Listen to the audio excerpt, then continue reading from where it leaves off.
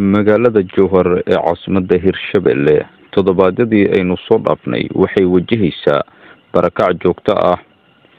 Toddobaadkii aynu soo dhaafnay waxaa magaalada Jowhar ka da'ay roob daadad wato oo sababay inay dadka guryahooda ka barakacaan.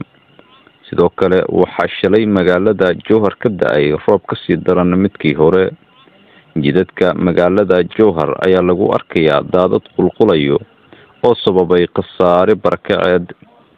roobkan ayaa bilowday abbaara 4 saac ee galabnimo waxa uuna soo gaaray ilaa 10 saac ee habeenimo.